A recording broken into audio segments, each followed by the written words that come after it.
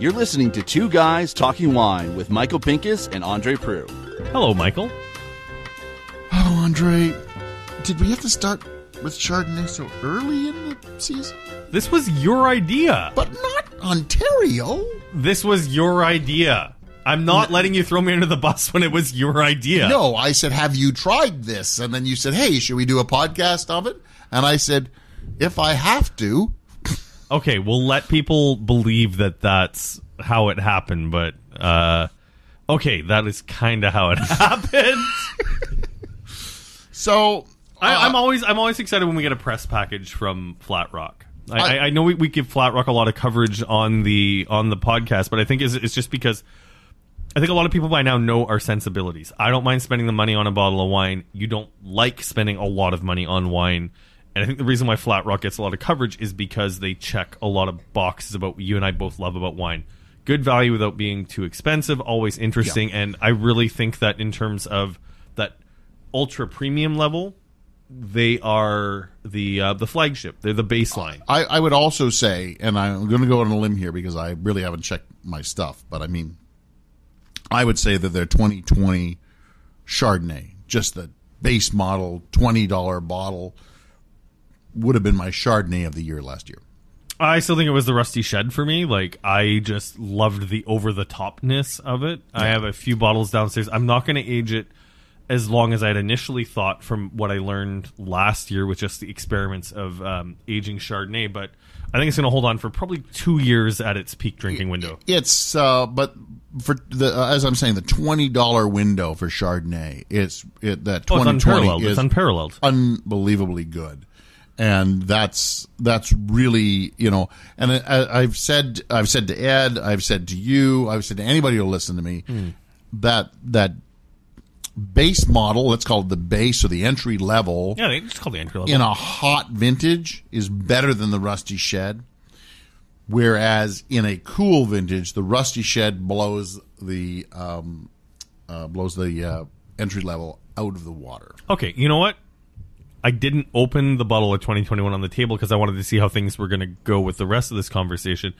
I don't have the press material in front of me deliberately because I don't want to get into the nuance of what it is we're about to taste. This is going to be strictly on taste alone. Test, on taste alone. And this is one where I try to keep that division of church and state between being Andre the podcaster and Andre the ADX wine company owner, but I would like to talk about... Michael, do you find yeast interesting? I like bread. But yeast, come on, let's talk about what... Let's say if someone said to you, hey, Michael, tell me about yeast, what would you say? I would say, hey, I know somebody who knows a lot about yeast, and I would refer to your wife. Good call. And it is not a crass joke, even though on the surface it might seem like he's making a crass joke. My wife is a pastry chef. Correct. So I would defer to her. I'd go, hey, Anya, tell me about yeast and why I should be excited by it. You know, I've joked for years, and I think you've been in the room where I've made this joke, like when I had the radio segment, and I've never done a radio segment on yeast. We've never done a podcast on yeast alone, just because it's such a nerdy part of winemaking. It is, and I understand it, and I get it, and I can talk a little bit about it. I'm not well versed in my 3M catalog, but you know what Flat Rock has done here, and we are on 3 different Flat Rock wines, and it's going to depend whether Andre wants to open the 2021. No, we decided. You decided. We want to see where it stands. They've done what they call a yeast trials. Yeast trials. That's what it is, and so. Innovation and experience. So it's their monolith series, the rebrand. It's project number 12, fermentation trials. What they've done here is it's 2021. So let's be honest. And I know we're not supposed to say good or bad year. No, it was a bad year. 2021 year was a bad year. A disaster for Ontario. Like the whole rain through the entire harvest, it didn't matter how hot and dry the summer was. Your grapes got hit by rain, and this is a vintage that sets apart the great winemakers from the good winemakers. Now, if you've listened to last week's podcast, or I guess 2 weeks ago, the Italians have a word for it, and I'll give it to Andre now. Difficult. Oh, and Canadians say that too. Like I remember like or challenging. Yeah, challenging. Yeah, the diplomacy. Or if they pause a lot and they go, "It was good." That is also, it means it was not a good. You mean you only have 2 barrels of your premium wine, but you have 100 barrels of your entry level. But last year you made 30 barrels of the premium wine and had 70 barrels of the entry level. So what's the difference in the 2 vintages? Yeah, so you've got to. It was interesting, like when I went to Gaia and talked about Barbaresco with her. Gaia, for those who know of the company and know of their wines, their Barbaresco, they have a lot of single vineyard Barbarescos. And in 18 was such a bad vintage, they only made the one. Single vineyard, okay. Not even a single vineyard, it's just the big bar. And I was like, this is delicious. And she goes, that's because everything's in it. All those single vineyards were in that one wine.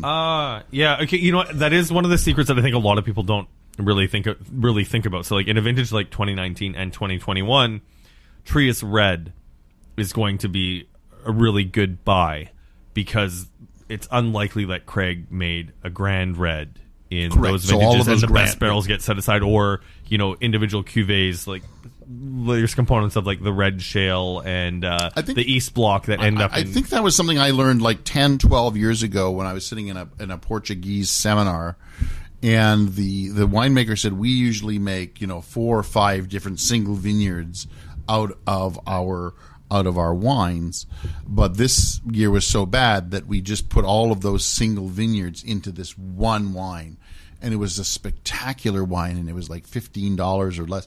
I remember buying 6 or 7 bottles of it, and it aged really well, but it was a bad vintage, and they couldn't make their single vineyard. And that's when you really learn, when you finally figure out that a bad vintage becomes a good entry-level vintage.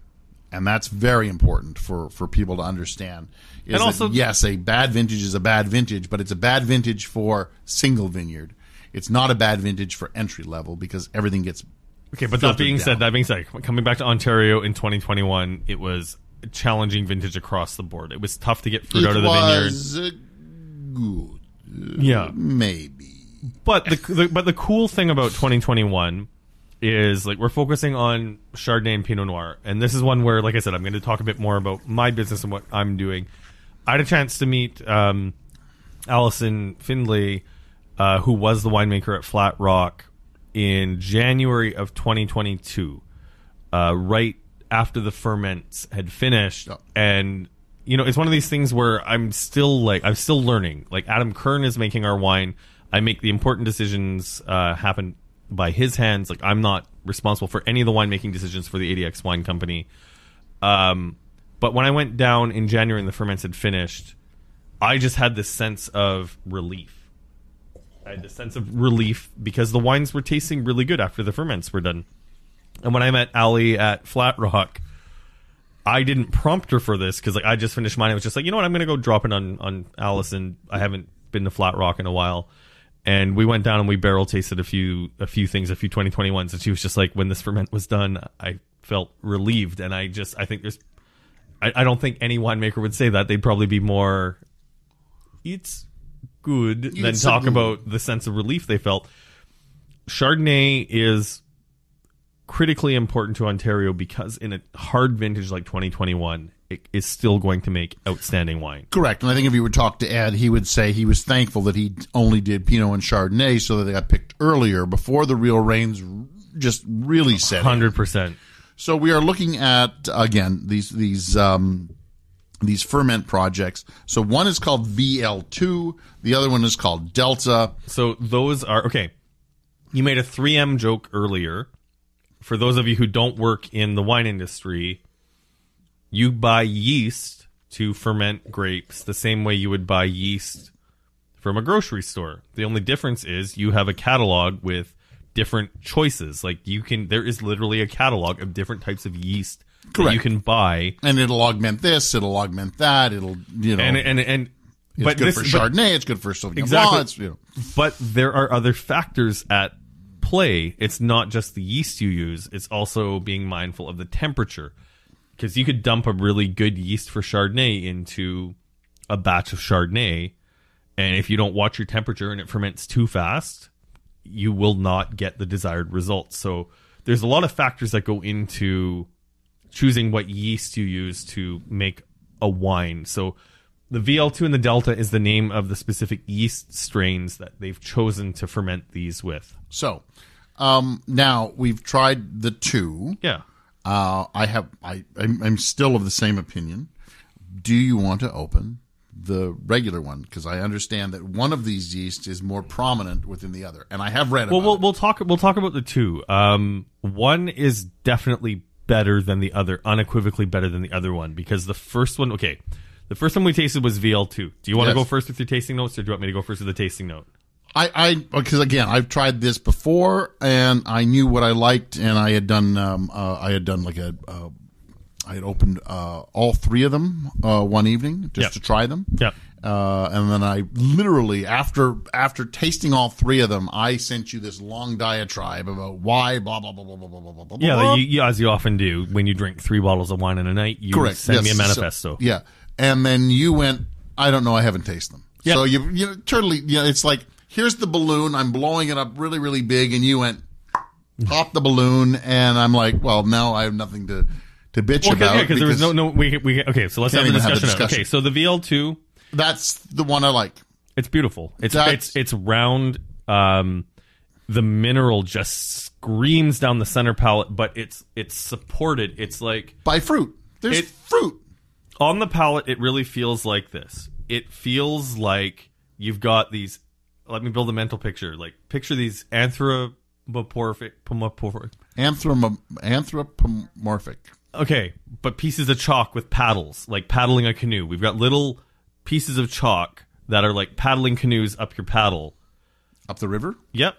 But the canoe is made out of like peaches and oranges and like just everything you want Chardonnay to taste like. There's a lot going on in this wine. But it's the fruit supporting the mineral. But it's a fun wine. Oh, it's delicious. So that one I enjoyed. The Delta to me is that bitter, funky, bitter. I don't know if there's anything unenjoyable. It seems to be. Oh, now I remember your diatribe. Correct. I asked you when did we all start getting into that funky Chardonnay and you know. And I was actually surprised with that because Flat Rock are not known for funky Chardonnay. And you know what? I'm going to disagree with you that Delta is funky. It's not funky. It's clean, but there is like, it is bitter on the finish. It is very bitter on the finish. To me, and I'm going to go out on a limb here, and I'm sure people are going to get really angry when I say this, it's a Peter Gamble kind of Chardonnay. Peter Gamble, when he starts to consult with certain wineries, he likes a certain kind of Chardonnay, and he gives them the, let's do this. And to me, they're always just that funky, kind of just a little bit dirty, just a little bit on the outskirts of clean. And Delta is just on the edge. And I am not, I'm still not sure I'm agreeing with you on that. Which bottle of wine would you drink happily? Yep, okay, but that's not the debate. And which one would you go, this can go away? Okay, but that's not the debate that we're having. That's what funky to me is. Okay, but let me really want to drink that. Let me finish. So my tasting note on the Delta is, you've got those anthropomorphic pieces of chalk on your palate, but there's no canoe. It's just like, it is so mineral driven. Actually, you know what? Those anthropomorphic. This is kind of fun, just to let him. I know, because to let him fight with this. But okay, that's perfect. It's a great segue. It's like those pieces of chalk are wearing boxing gloves, and the fruit is there, and they forgot their boxing gloves at home, and it's just beating the crap out of the fruit. His tongue is reversed. It's like flipped over, and that's it. And it's just like, it's not super delicious. It's not one that I think that time would be kind to. It was the first one I dumped down the sink. That night, I dumped it. I was like, I cannot drink this. Okay, so that being said, we've now opened the 2021. Now, my understanding from my reading of the material from Flat Rock at the time... I didn't read it. VL2 is a big component of what they usually use. See, I'm getting a bit of a reductive note on the 2021. Like, it's really a tiny bit like the eggy, the farty.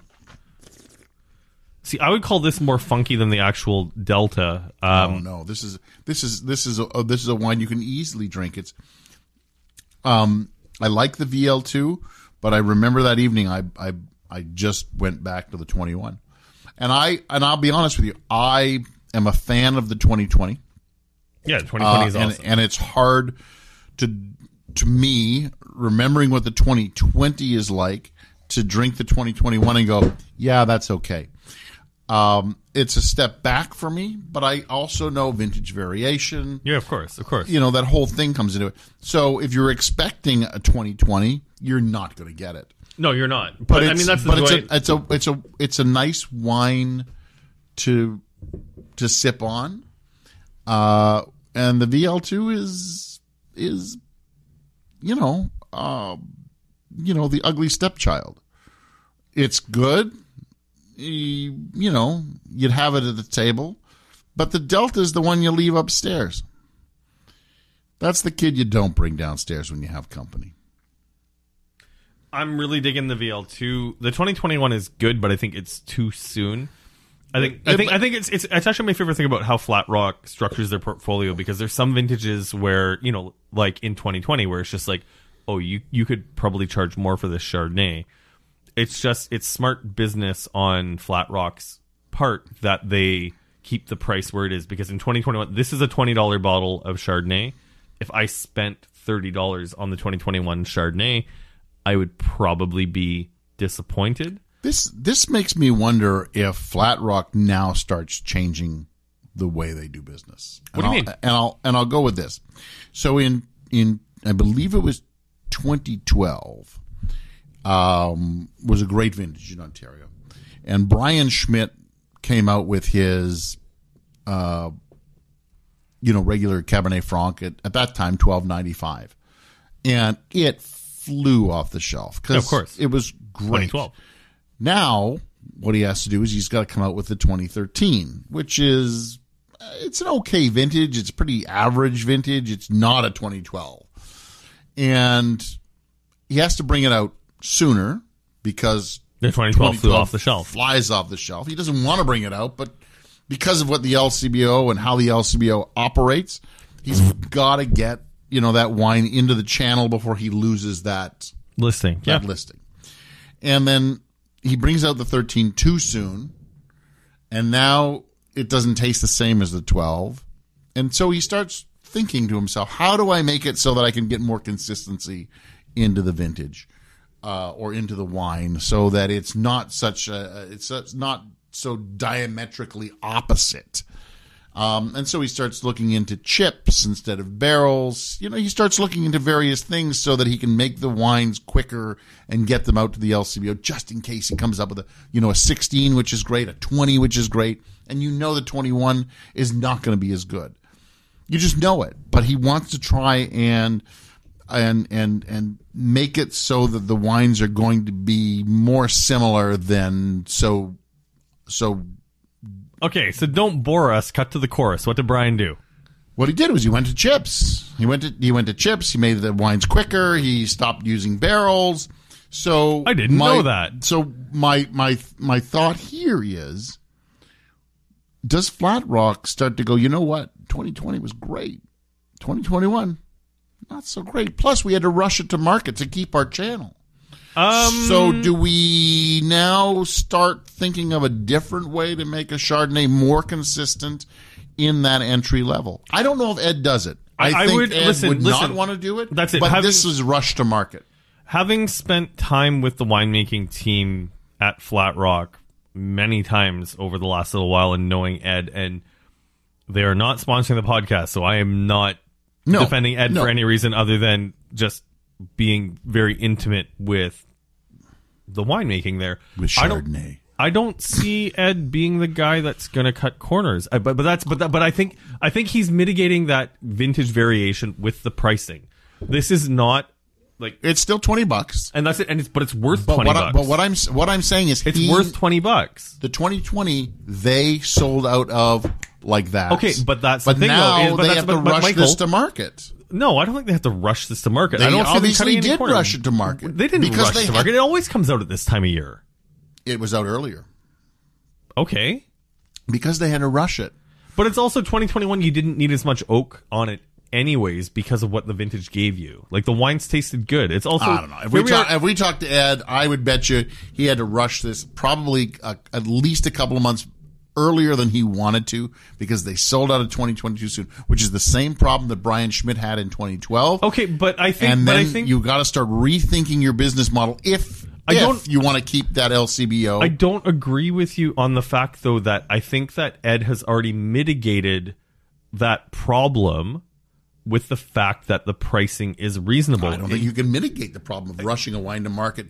Because yes, you can by underpricing it in a good vintage. Ed could have raised the price in 2020, but chose not to. So that here we are in 2021 with a wine that you're claiming is rushed to market. I would like still to worth see, $20. See, from what I understand of your business model, of the ADX Wine Company. Yeah, I can afford to hold on to a wine. I don't have an LCBO listing. You don't have an LCBO listing, so you are never going to know the pressure of having to feed the beast. Stress, the pressure of rushing a wine to market when you think, man, if we leave this in oak for 2 more months, I think this is going to be stellar. All right, but the LCBO says to you, if you don't have it in our warehouse in 3 weeks, you're going to lose the listing. You're going to have to reapply for it all over again, and then you as a businessman have to start as a business person. Sorry, I know we're not. But I got you. But you as a business person have to either figure out, do I lose that listing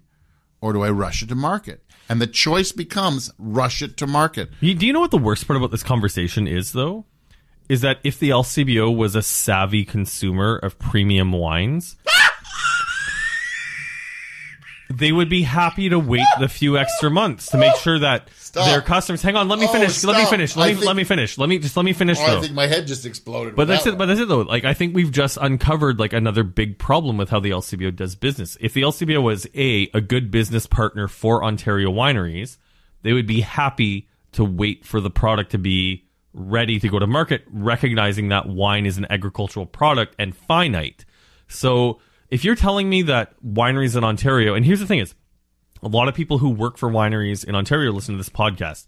If you are a winery that has to deal with this circumstance of having to rush a product to market to keep your listing, please drop into our DMs because we would love to talk to you. Or reach out. We'll talk to you anonymously. We'll talk to you anonymously just to get some more information here because I have a hard time believing that Ed would cut those corners, but also if that's how the LCB does business, I can understand that. And it's also, it's heartbreaking though if that's what you have to do to feed the beast, that the LCBO would rather. And my understanding is that's kneecapping the wineries in Ontario. That's kneecapping the wineries in Ontario. And when has the LCBO ever been one of those people who goes, "Oh, we understand. We're going to help you." And that's it. And it's the other thing too, though. It's just like with the ADX Wine Company, understanding the trials and tribulations that come with making wine. Like, I'm making a cider that is taking me an extra 7 months to get to market because of stuff that's happened behind the scenes.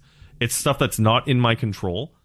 And here's the thing is that I guess what you're telling me is if I had that LCBO listing and I went to the buyer at the LCBO and said, hey, the next version of Le Petit Funk's not going to be available because of supply chain issues, because of quality control issues, I would lose my listing? Yes.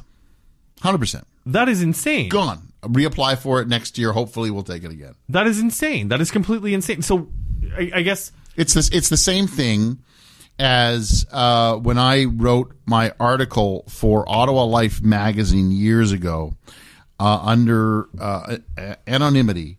I talked to a number of agents who said the LCBO also screws wineries by buying the wine, not just Ontario, but from around the world. They go, okay, we're going to take X number of cases. We're going to take, 6 pallets of your wine. Yeah. And they do it for, 5 years in a row. So that winery thinks, okay, we've got a general list at the LCBO. We have got to make this amount of wine. And on year 6, they go, we're not taking it this year. Oh, I remember that happening, I think, around 2016, where they were ramping up, like they've been ramping up the general listings of Ontario wineries. They were ramping it up, and then they just decided arbitrarily to cut the listings. And I remember talking to... It's to show who's boss. And then they'll take it the next year, but you're still stuck with that stuff that you thought was going to the LCBO, and they don't want that. Yeah. So even when you say to them, okay, well, now take that, or here's what we've got. All right. We've gone way off topic, and frankly, we've talked about a lot of things that I think we need to do a bit more research on.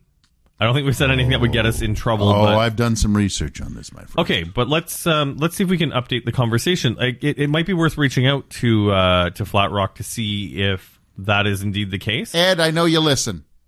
Tell us, honestly, was a 2021 Chardonnay rushed to the market? Even by a month or two, did you have to fill that void that the LCBO was going to have? All right, now let's put an asterisk beside all this. The cool thing about the Yeast series, Delta and VL2, is I don't think these wines are necessarily made with being the bomb.com. These are wines they're not meant to be mainstream. They're meant to help share the passion of the talented winemaking team of Flat Rock with the consumers. Definitely pick up both bottles. Michael and I both preferred VL2 to Delta. I'm sure there's some people listening who would find Delta. I said it's bitter. It's not like eating a piece of unsweetened chocolate. It's Peter Gamble, if you're out there, you're going to love Michael. Delta. Shut up, Michael.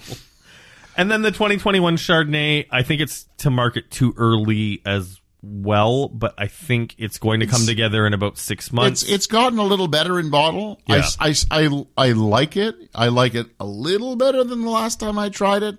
I don't think it's not going to reach the 2020 level.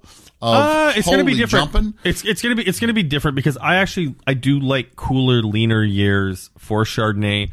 I'm really excited for the Rusty Shed 2021, and I'm excited for Rusty Shed 2021, having tasted the 80X 2021 as well too. Where I'm not going to lie, tasting it in barrel is just like, oh, maybe this year isn't going to suck. But you're making a premium Chardonnay. This is a it's worth $20. Entry level, $20. It's worth $20. It's completely worth $20. But I'm going to say it's not as exciting as 2020. That 2021 Rusty Shed, I'm going to go on a limb here, is going to be thebomb.com. Can't wait. I'm André Prue from AndreWineReview.ca, patreon.com/2guystalkingwine. We appreciate the support, and we hope you are appreciating our planned content. This was almost unplanned. Yeah, this was almost unplanned. This was. Yeah. So I'm Michael. You're going to Italy, and we had to get another podcast out before you abandon me for a month while you go and escape the Canadian winter. So screw you, Michael. I'm Michael Pincus of MichaelPincusWineReview.com. You can find me on social media as The Grape Guy, as Michael Pincus and Michael Pincus Wine Review. Can you consolidate, please? I can't. But what I have done here is I have mitigated your circumstances by the wine we are about to taste off microphone. Oh yeah, we're going to be turning that into a podcast. Hopefully that is one of those. If you listen to last week's episode, we have a chase out. We are off mic going to taste one of the OG icon wines from California that you were kind enough to bring to this house. If you want to guess what it is, drop into our DMs. But I'm a fanboy of the winery, so you'll have to go back deep into the archives of Two Guys Talking Wine to find out which California winery. I just hope you keep your clothes on. It's not Paul Hobbs though. That's that, and it's not Tokalon. It's elsewhere in California. Correct. I just want you to keep your clothes on for this one, because I have a feeling if it's as good as you think it's going to be, you might be trying to bathe in it. It's only one bottle. Only one bottle. Good night. Good night. Thanks for listening. Please subscribe to Two Guys Talking Wine on iTunes. Two Guys Talking Wine is produced by Jim Ray, Adam Duran, and Ken Little.